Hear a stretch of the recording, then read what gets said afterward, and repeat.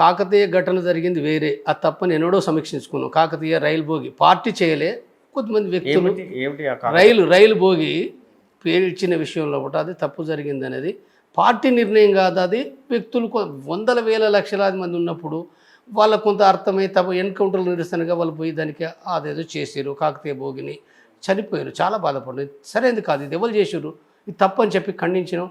వాళ్ళపైన చర్యలు కూడా తీసుకున్నారు. వాళ్ళే పెద్ద అదేం కాదు, మామూలు వాళ్ళు గ్రామంలో కూడా ఉండేవాళ్ళు. మేము చంపిన సంఘటన లేదు, చంపిన దాంట్లో కూడా ఇది తప్పు జరిగింది. ఒక ఇన్ఫార్మర్ అయినప్పటికీ మనం చెప్పి మార్చవలసిన వ్యక్తిని చంపినాం. కొంతమంది ఇన్ఫార్మర్లు చంపిన వాళ్ళలో ఎవరున్నారు అట్లా చంపిన వాళ్ళలో చాలా మంది ఉన్నారు. ఇప్పుడు పేర్లు నాకు అంతమంది పేర్లు ఏమి ఉంటాయి, ఏమి అవన్నీ ఎంతమందిని చంపుంటారు? నేనా వ్యక్తిగతంగా నేను ఎక్కడ కూడా నేను స్వయంగా చంపిన ఏమీ లేవు. నేను స్వయంగా, కానీ నేను ఒక నాయకత్వం వహిస్తాను కదా, ఆ మొత్తం లోపల కూడా నాయకత్వం వహిస్తాం కాబట్టి ఎవరు చంపినా చంపినట్టే, ఎవరు చంపినా అన్నిటికీ ఉంటుంది, దాని బాధ్యత వహిస్తాం కాబట్టి. అంటే అనేకంగా ఉంటాయి. అయితే నేను నాయకత్వం వహించిన దాదాపు ఎక్కడ కూడా నేను మిస్టేక్ చేయాలి, దానికి పరోక్షంగా కారణం అవుతాం. కానీ నేను ఎక్కడ అంటే ఆ విధాన ప్రకారంగా చంపిన అది కూడా హత్యే కదంటే హత్యే. నేను ఇప్పటికీ అంటాను కదా, ఆ విధాన ప్రకారంగా చేసింది నువ్వు నిజమైన ఇన్ఫార్మరే కాను, నిజంగా చంపాలని అనుకున్నా, ఆ విధాన ప్రకారం అనుకున్నా. ఇప్పుడు నేను మాట్లాడుతున్న ప్రకారం తప్పు అవుతుంది కదా. ఆ తప్పుకి కారణం ఎక్కడ ఉందని అంటే ఆ యుద్ధంలో ఉంది. ఆ యుద్ధం ఎందుకు ఉందనంటే మళ్ళీ పాత చరిత్ర బల భూస్వామి దోపిడీ లింక్ ఉంది. కానీ ఇవాళ పరిస్థితులు మారినప్పుడు ఆ పార్టీ దాంట్లో తప్పేం లేదు, గౌరవప్రదంగా ఆ పార్టీని ఆహ్వానించాలి. అది చేయడమే మంచిది. అది చేయడం ద్వారా సమాజానికి మంచిది, ఆ పార్టీకి మంచిది, కేంద్ర ప్రభుత్వానికి మంచిది, సమాజానికి మంచిది. అందుకోసమే అందరు కోరండి, రాజకీయాలు పెట్టకండి. రాజకీయాలు పెడితే నాశనం అవుతాయి. దళిత ఉద్యమాలకు రాజకీయాలు ఉన్నాయి, బీసీ ఉద్యమాలకు రాజకీయాలు ఉన్నాయి, ఈ దేశంలో ప్రతి సమస్యకు రాజకీయాలు ఉన్నాయి. సమస్య సాల్వ్ అయ్యే వాటిని రాజకీయాలతోటి ఏళ్ళకేళ్ళు దశాబ్దాల తరబడి అది పెండింగ్లో ఉంటాయి. దాని కోర్టులని అదని ఇదని ఉంటాయి. కానీ దీనికి అట్లా కాదు, ప్రాణాలు పోతున్నాయి. నేను మళ్ళీ చెప్తున్నా, మీ రాజకీయాలు చేయకండి, స్పష్టంగా మీరు శాంతిని కోరండి. పోలీసులారా నేను మళ్ళీ విజ్ఞప్తి చేస్తున్నాను, మీరు మాట్లాడండి. మీరు ఏ రకంగా మీరు ఎక్కడ ద్వేషపూరిత వ్యాఖ్యలు చేయకండి.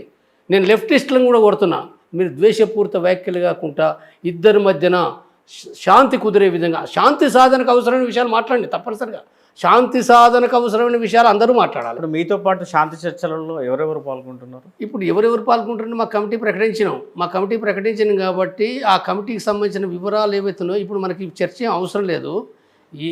ఏ కమిటీ ఏదైతుందో మనం అది మాట్లాడుకునేటప్పుడు మాట్లాడదాం. కారణం ఏంటంటే ఇప్పుడు చర్చలో మీతో పాటు పాల్గొంటున్న వారే గతంలో చర్చలలో మధ్యవర్తిత్వం వహించారు వాళ్ళు కూడా.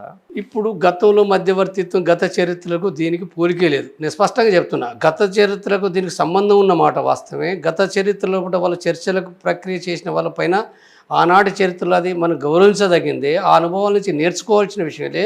కానీ గత చరిత్రలాగానే ఇది ఉండదని నేను మళ్ళీ చెప్తున్నాను. గత చరిత్రలాగా శాంతి కమిటీ ఉండదు. శాంతి కమిటీ చాలా స్పష్టమైన అవగాహనతోటి అది స్టార్ట్ అయింది, స్పష్టమైన అవగాహనతోటే స్టార్ట్ అయింది. అది తీరుతుంది, అది 100% కొనసాగి తీరుతుంది. ఒకవేళ కేంద్రం లేదా బీజేపీ ప్రభుత్వం ఒప్పుకోకపోతే ఏం చేస్తారు? ఒప్పుకోకపోతే ఇప్పుడు ఈ ప్రశ్నలు చేసుకొని ఇప్పుడు ఇది చేస్తాం అది చేస్తామంటే కాదు కదా. ఒప్పుకోవడానికి మేము సర్వ ప్రయత్నాలు చేస్తున్నాం. ఒప్పుకోవాలని మా నమ్మకం ఉంటుంది కదా, నమ్మకం లేకపోతే పనే చేయకూడదు. ఏ నమ్మకం లేనివాడు పని బంద్ పెట్టుకోవాలి, చర్చలన్నీ మాట్లాడుతుంది. నేను స్పష్టంగా చెప్తాను, మళ్ళీ చెప్తాను, నీ నమ్మకం లేకపోతే నువ్వు చర్చలు ఎందుకంటున్నావు? యుద్ధం చేయి, నువ్వేం చేస్తావో చేయి, లేకపోతే దాన్ని విమర్శించు, ఎట్లా గెరావు చేస్తావో చేయి. నీకు నమ్మకం లేకపోతే నువ్వు ఎట్లా యుద్ధం చేస్తావో, ఎట్లా పోరాడుతావో పోరాడు. కానీ చర్చలు ఎందుకంటున్నావు? నువ్వు శాంతి ఎందుకంటున్నావు? నేనేమంటున్నా, శాంతి అంటున్నా, చర్చలు అంటున్నా, కాల్పుల విరమణ అంటున్నా. నేను అనుకుంటున్న దాన్ని నేను చివరి వరకు నాకు నమ్మకం ఉన్నంత వరకు అది మాట్లాడతా. ఎవరు రారు, ఇద్దరు మొండిగొట్టాలి, ఏమి జరగదు అనుకున్న రోజు నేను వదులుతున్నా. మళ్ళీ సమాజంలో ఉంటుంది, నేను ఒక్కని కాదు, ఈ సమాజంలో అనేక పిడికడి మంది కూడా కాదు, కమిటీలు కూడా కాదు. నేను మళ్ళీ చెప్తున్నా, పిడికడి మంది కమిటీలు డిసైడ్ చేయలేవు. ఈ సమాజంలో ప్రజాస్వామికవాదులు ఖచ్చితంగా డిసైడ్ చేస్తారు. అది వాళ్ళు ఏం చేయాలనో వాళ్ళు చేస్తారు. అది చేయకపోతే ఒప్పిస్తారు, ఒప్పుకోకపోతే అప్పుడు రాజకీయ పరిణామాలు వేరు ఉంటాయి.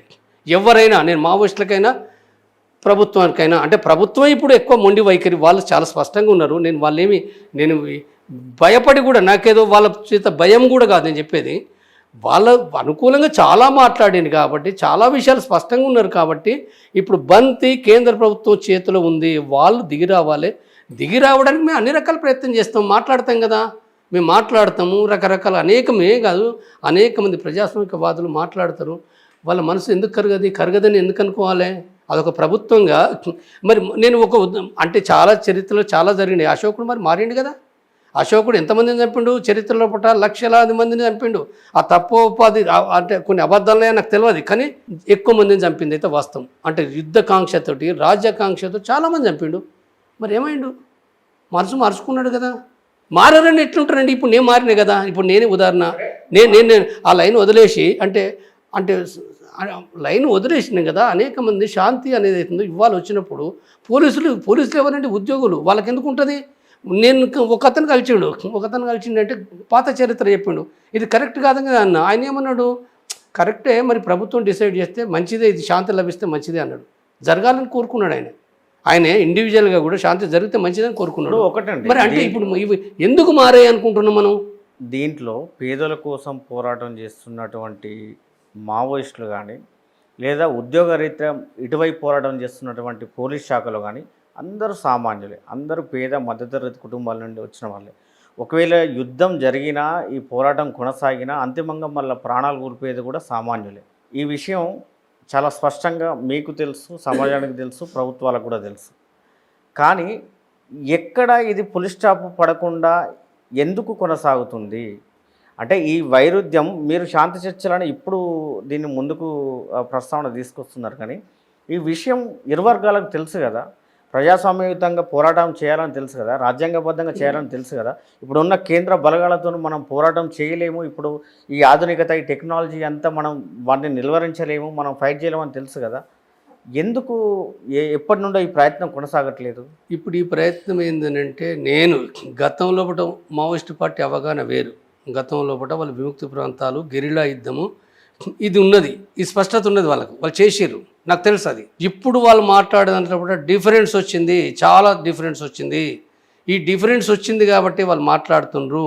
ఈ డిఫరెన్స్ వచ్చింది కాబట్టి వాళ్ళు పరివర్తన కావాలని అనుకుంటున్నారు. నేను చెప్తున్నా, నాకు అర్థమైంది. నాకు అర్థంగా వేరే వాళ్ళకి వేరే ఉండొచ్చు. జంపని ఎట్లా అనుకుంటాడు, ఈయనేమి చూసిండా, వాళ్ళు ఏమైనా మాట్లాడేనంటే ఇవన్నీ నేను పట్టించుకోను. నాకు అర్థమైన అనేక విషయాలు నేను మాట్లాడితే ఎవరికి నేను జవాబుదారి కాదు.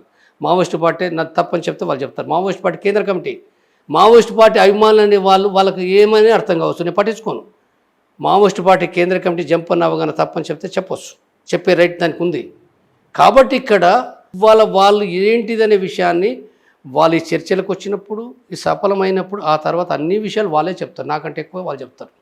నాకంటే ఎక్కువగా వాళ్ళు కనుక అంటే చర్చలు సఫలమయ్యి వాళ్ళు ఈ మార్గాలకు వచ్చినప్పుడు వాళ్ళు చాలా విషయాలు చెప్తారు. నేను ఊహించి చెప్పడం కాదు. ఫైనల్గా చెప్పండి జంపన్న గారు, ఈ సమాజం కోరుకునే ఈ మావోయిస్టులు కానీ, ఆ భావాజాలం కలిగిన మీరు కానీ, ప్రస్తుతం సమాజంలో నెలకొన్నటువంటి పరిస్థితులు కానీ, రాజకీయాలు కానీ, ఈ వ్యవస్థలు కానీ ఎప్పుడు సమాజం వస్తుందని మీరు ఆశిస్తున్నారు? ఏ విధంగా వస్తుందని మీరు ఆశిస్తున్నారు? ఎప్పుడు వస్తుందనేది దానికి టైము, తిథి, నక్షత్రాలు ఏమీ లేవు. టైం అని కాదు, ఒక సుదీర్ఘ పోరాటం కొనసాగుతుంది, అనేక ఉద్యమాలు జరుగుతున్నాయి. ఈ దేశం లోపల ప్రజలను చైతన్యవంతం చేయకుండా ఒక్కడు కూడా ముందరపడదు. అంటే సమానత్వం గురించి, కమ్యూనిజం గురించి, సోషలిస్ట్ రాజ్యం గురించి నిరంతరం ఎడతెగని ఒక చర్చ తప్ప, చర్చ ద్వారా వాళ్ళని చైతన్యవంతం చేయడం మాత్రమే కాదు, వాళ్ళని సంఘటితపరచాలి, వేరు నిర్మాణాల సంఘటితపరచాలి, సంఘాలు పెట్టాలి, పార్టీని డెవలప్ చేయాలి. పార్టీ అనేది ఉందో సిద్ధాంతపరంగా చాలా గట్టి పార్టీ ఉండాలి, అవకాశవాద ఎత్తుగడలకు లొంగని పార్టీ ఉండాలి, ఖచ్చితంగా తన మార్గం పట్ల, సిద్ధాంతం పట్ల ఒక నిబ్బరత్వంతో ఖచ్చితంగా ఉన్న పార్టీ మాత్రమే అది ఆర్గనైజ్ చేయగలదు. అలాంటిది లేకుండా పొత్తులకు జిత్తులకు కాకుండా అవకాశవాద సిద్ధాంతాలకు అటు ఇటు పోతే చీలికలకు గురైతే, చీలికలకు ఎవరికి ఇష్టం వచ్చినప్పుడు వాళ్ళు చీలికలు చేస్తే ఆ పార్టీ నిలబడేది చేయలేదు. ఈ దేశంలో కులాలు మతాలుగా విభజించడం మాత్రమే కాదు, ఈ దేశంలో పాలక వర్గాలు ఆ రకంగా పరిపాలించిన చరిత్ర ఉంది. వర్ణ వ్యవస్థ కానించి ఈ దేశంలో అదే రకంగా పాలక వర్గాలు అణచివేత చేస్తుండ్రు. అది మాత్రం బ్రిటిష్ పాలక వర్గాలు కూడా విభజించి పాలించారు. ఆ తర్వాత బ్రిటిష్ వాళ్ళే ఆ తర్వాత పాలక వర్గాలను విభజించి నిత్యం జరుగుతుంది. కమ్యూనిస్ట్ పార్టీ కూడా ఈ దేశంలో చీలికలు కావడానికి ప్రధాన కారణం ఏందో, కమ్యూనిస్ట్ పార్టీ నష్టపోవడానికి కారణం వాళ్ళ కారణమే. ప్రభుత్వ బలగాలు అనేది సెకండరీ, ప్రభుత్వం అనేది సెకండరీ. మొదటగా వాళ్ళు విభజించబడడానికి, చీలిపోవడానికి వాళ్ళే కారణం. ఈ తప్పు, ఈ బలహీనత వాళ్ళు అర్థం చేసుకునేంతకాలం ఎవడు మార్చలేడు. ఇప్పటికీ కూడా అనేక చీలికలు, అనేక వందల వేల చీలికలు జరుగుతున్నాయి. వాటికి రకరకాల చరిత్ర ఏదైతుందో చాలా నా కళ్ళ ముంగట చూసి నేను బాధపడుతున్నాను. చాలా బాధపడుతున్నా. చాలా విషయాలు ఎందుకు ఐక్యం కాలేకపోతున్నారు, ఎందుకు సరైన విధానంలో కూడా ఉండలేకపోతున్నారు అనుకున్నప్పుడు చాలా, నేను కాదు చాలామంది బాధపడుతున్నారు. ఈ బాధపడుతున్నది ఏదైతుందో ఇది ఒక విషాదకరమైన విషయము. కాబట్టి ఇది ఇది ఇది జరిగేంత వరకు 10 ఏళ్ళు అవుతుందా, 20 ఏళ్ళు అవుతుందా, 50 ఏళ్ళు అవుతుందా, ఏ మార్పు వస్తే నేను చెప్పలేను. అది ప్రజలే చరిత్ర నిర్మాతలు. ఆ నిర్మాతలకు సంబంధించి కావాలనుకున్నప్పుడు కొన్ని శక్తులు, కొన్ని పార్టీ ఒక సరైన పాత్ర పోషించగలిగితే, సరైన డైరెక్షన్ ఇవ్వగలిగితే అది ముందుకు పోతుంది. ఎప్పుడు ముందుకు పోతుంది? ఇప్పుడు నేను ఫర్ ఎగ్జాంపుల్ చెప్తున్నా, తెలంగాణ 69, 70లో కూడా వచ్చింది ప్రత్యేక తెలంగాణ ఉద్యమం. అది దెబ్బతిన్న, చనిపోయినరు. మళ్ళీ తర్వాత 85 నుంచి కొంత చిన్నగా ఎవరో వాళ్ళు వీళ్ళు చేసిర్రు అని, కాళోజీ కావచ్చు, జయశంకర్ కావచ్చు, ఇంకా లేకపోతే పీపుల్స్ వారు కూడా మొదటి నుంచి ఉంది. అన్నీ చేసే క్రమంలో తిరిగి ఎప్పుడు బ్రేక్ వచ్చింది తర్వాత 96 తర్వాత కదా, 96 తర్వాత బ్రేక్ వచ్చింది, తర్వాత స్టార్ట్ అయింది. తర్వాత ప్రత్యేక తెలంగాణ అనేది ఏర్పడింది. సరే, ఏర్పడిన తర్వాత విమర్శలు వేరు, కానీ ఏర్పడినది అయితే సాధించినాం కదా. అంటే ఇది ఒక అప్సర్జ్. 96 ముఖ్యంగా 2000 తర్వాత తెలంగాణ ఉద్యమం ఒక అప్సర్జ్ వచ్చింది. అంటే మనం ఎవ్వరూ కలగనలే. నేను చెప్తున్నా, ఇప్పుడు శాంతి చర్చలు ఉన్నది. ఫర్ ఎగ్జాంపుల్ చెప్తున్నా, మేము సుందరయ్య భవన్లో కూడా మీటింగ్ పెట్టినాం. మేము కమిటీ కూడా లేము. మేము సుందరయ్య భవన్లో మార్చి 24వ తారీఖు మీటింగ్ పెట్టినాం. మేము ఊహించలే, మేము చాలా ఇబ్బందులు ఎదుర్కొన్నాం. అర్బన్ నక్సల్స్ అంటారు, మిమ్మల్ని చంపేస్తారు, జంపన నీకెందుకని బెదిరించిన వాళ్ళు అన్నాను. తర్వాత నువ్వేం చేస్తావు, నీకు మావోయిస్ట్ పార్టీతో సంబంధం లేదు, నువ్వేం చేస్తామన్నారు. తర్వాత చాలా మాట్లాడారు, చాలా వస్తామన్న వాళ్ళు, భయపడి ఆగిపోయిన వాళ్ళు, ఎన్నో సమస్యలు ఇలా. మేము కమిటీ చెప్పలేదు, ఏం లేదు, ఆడ మాట్లాడినాం, చర్చలు జరగాలి అని, కాల్పుల విరమణ చర్చలు అన్నాం. ఊహించని విధంగా మావోయిస్ట్ పార్టీ ఏదైతే స్టేట్మెంట్, అభయ స్టేట్మెంట్ ఉందో, ఊహించని విధంగా ఇది అబ్సర్జ్, అంటే అబ్సర్జ్ కాదు, అబ్సర్జ్ అనను కరెక్ట్ కాదు. అది రావడానికి రూపేష్ది, తర్వాత ఇతర ప్రక్రియలు ఉన్నాయి. కాబట్టి ఒక మంచి ప్రక్రియ ఏదైతే జరుగుతుంది, అది ఎప్పుడు వస్తుంది అంటే నేనేమి చెప్పలేను. ఈ విషయాన్ని మీరు ఇంతకుముందు కూడా చెప్పిండ్రు, కానీ ఫైనల్గా చెప్పండి, మీరు మావోయిస్టులకు ఏం చెప్పదలుచుకున్నారు, కేంద్ర ప్రభుత్వానికి, బీజేపీ ప్రభుత్వానికి ఏం చెప్పదలుచుకున్నారు, సమాజానికి ఏం చెప్పదలుచుకున్నారు? ఒక శాంతిదూత చర్చగా నేను ఒక శాంతి కమిటీ, చర్చల కమిటీ నాయకునిగా, వైస్ చైర్మన్గా నేను చెప్పే విషయం, మొదటగా కేంద్ర ప్రభుత్వానికి నేను విజ్ఞప్తి చేస్తున్నా, అభ్యర్థిస్తున్నా, శాంతి సాధన కోసం మీ పాత్ర చాలా గణనీయమైంది, కీలకమైంది. కాబట్టి మీరు చొరవ తీసుకోండి, ప్రకటించండి. మీకు నష్టం లేదు, మీ ఏమాత్రం కూడా మీకు నష్టం లేదు. కాల్పుల విరమణ ప్రకటించడం ద్వారా మీకు సమాజానికి, రాజ్యానికి చాలా ఉపయోగపడుతుంది. మీరు మీకు ఎలాంటి అనుమానాలు ఉండవలసిన అవసరం లేదు. మీ అనుమానాలను శాంతి కమిటీ నాయకునిగా, శాంతి కమిటీ మేము స్పష్టంగా మీ అనుమానాలను మేము క్లియర్ చేయగలుగుతాం. ప్రతి విషయాన్ని కూడా మీకేమి పాత చరిత్రను ఇవంతా తవ్వి ఈ రకంగా అయితే, ఆ రకంగా అయితే అనేది ఏమీ అనుకోవాల్సిన అవసరం లేదు. ఆయుధాలు కలిగి ఉంటారు, మళ్ళీ 4 నెలలకి వెళ్ళిపోతారు, ఇవేమీ ఉండవలసిన అవసరం లేదు అనేది విజ్ఞప్తి చేస్తున్నా. రెండోది, మావోయిస్టులకు కూడా నేను మళ్ళీ మీరు చాలా విషయాలు మాట్లాడారు, ఆహ్వానించదగింది. సమాజం ఇప్పటికే చాలామంది చాలా మంచిగా మాట్లాడినారు అనేది ఏందో, మీ పైన అభిమానం పెరిగింది, సరైన విధానం.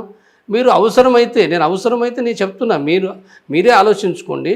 చర్చలు సఫలమయ్యే క్రమంలో అంటే ఆల్రెడీ వాళ్ళు పెట్టారు, ఆయుధ విసర్జన ఎజెండాలో పెట్టారు, వాళ్ళు పెట్టడమే అది అయిపోయింది, క్లియరే, అది 100%. మీరు అవసరం అనుకుంటే ఇంకెవరెవరో ఏమేమో చర్చిస్తారు. కాబట్టి చర్చలు సఫలమైతే సాయుధ పోరాటమే విరమిస్తామని చెప్పడం నష్టమేం లేదు మీకు. దాంతో ఏమి అదేదో పెద్ద అదేం లేదు. మీ సిద్ధాంతం సమానత్వ సిద్ధాంతం, మీ సిద్ధాంతం ప్రజాస్వామ్యం, అది కదా మీరు అది వదులుతలేరు కదా. కాబట్టి దీనికి ఏమీ నష్టం లేదు, మీరు చెప్పొచ్చు. అయితే అది మీ ఇష్టం. నేనేమి చెప్పనంత మాత్రాన మిమ్మల్ని నేనే తప్పు పడతలేను. నేను చెప్పేదిగా నేను చెప్తున్నా, అంతే తప్ప మీరేదో తప్పు చేస్తుండే దాంతో నేను మాట్లాడటం లేదు. కాబట్టి శాంతిని సఫలం చేయండి అని చెప్తున్నా. శాంతిని సఫలం చేయడానికి ఈ 2 మావోయిస్టు పార్టీ, కేంద్ర ప్రభుత్వమే నిర్ణయం చేసేది. మధ్యలో ఎవరు చేసినా జస్ట్ ప్రభావం కొంత ఉపయోగపడే తప్ప వాళ్ళే కీలకమైన పాత్రధారులు. అయితే శాంతి కమిటీ కాదు, ఈ దేశంలో కూడా విశాలమైన ప్రజలు, నేను మళ్ళీ గుర్తు చేస్తున్నా, ఈ దేశంలో కూడా కుల సంఘాలున్నాయి, మత సంఘాలున్నాయి. మీరు కూడా శాంతిని కోరండి. వర్గ సంఘాలని ప్రజా సంఘాలని కోరండి, కమ్యూనిస్ట్ పార్టీలు కోరండి. కోరిండ్రు వాళ్ళు చాలా బ్రహ్మాండంగా. ఇప్పుడు కమ్యూనిస్ట్ పార్టీలు, ఎంఎల్ పార్టీలు, దాదాపు 10-15 పార్టీలు అందరూ మాట్లాడారు. చాలా మంచి మంచి సందేశం.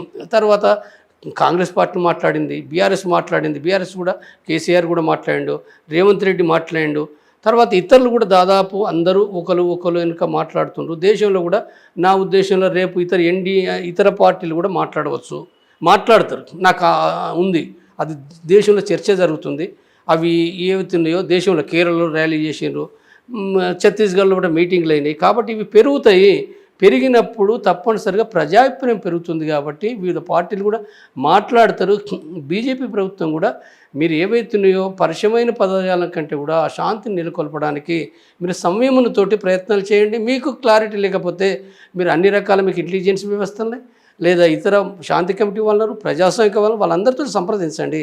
మీరు తగిన నిర్ణయం చేయండి. మీకు నమ్మకం లేకపోతే మీరు ఎవరు చేయలేరు. కానీ ఏమంటుంటే వాళ్ళు మావోయిస్ట్ పార్టీ చెప్పిండ్రు, వాళ్ళు మేము నిజాయితీగా చెప్తున్నాము, పాత పద్ధతులు కాదు అనే విషయం చెప్పారు. కాబట్టి నమ్మండి. పాత పద్ధతిలో ఇవి జరిగినాయి అవి జరిగినాయి తవ్వద్దు, ఎవరు తవ్వకూడదు, మంచిది కాదు. పాతగా జరిగినాయి తవ్వుకుంటే ఏమైతే మళ్ళీ విద్వేషం ఎందుకు? కాబట్టి శాంతిని స్థాపించండి. నేను మళ్ళీ విజ్ఞప్తి చేస్తున్నా. శాంతి తప్ప మరొకటి ఏమీ లేదు.